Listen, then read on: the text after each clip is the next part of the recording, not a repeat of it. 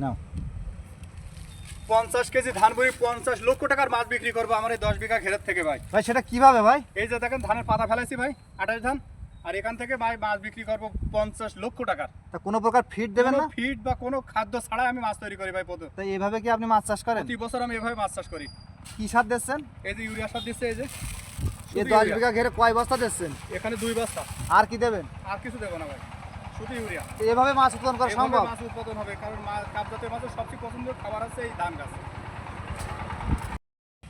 নাও 50 KG ধান বই 50 লক্ষ টাকার মাছ বিক্রি করবো আমার এই 10 বিঘা ঘেরের থেকে ভাই। ভাই সেটা কিভাবে ভাই? এই যে দেখেন ধানের পাতা ফেলাইছি ভাই 28 ধান, আর এখান থেকে ভাই মাছ বিক্রি করবো 50 লক্ষ টাকার। তা কোনো প্রকার ফিড দেবেন না? ফিড বা কোনো খাদ্য ছাড়াই আমি মাছ তৈরি করি ভাই। তাই এভাবে কি আপনি মাছ চাষ করেন? প্রতি বছর আমি এভাবে মাছ চাষ করি। কি সার দিচ্ছেন? এই যে ইউরিয়া সার দিচ্ছে, এই যে এই শুধু 10 ইউরিয়া। বিঘা ঘেরে কয় বস্তা দিচ্ছেন? এখানে 2 বস্তা। আর কি দেবেন? আর কিছু দেবো না ভাই, শুধু ইউরিয়া। তো এভাবে মাছ উৎপাদন করা এভাবে সম্ভব? মাছ উৎপাদন হবে, কারণ কাপ জাতীয় মাছের সবচেয়ে পছন্দের খাবার আছে এই ধান গাছ।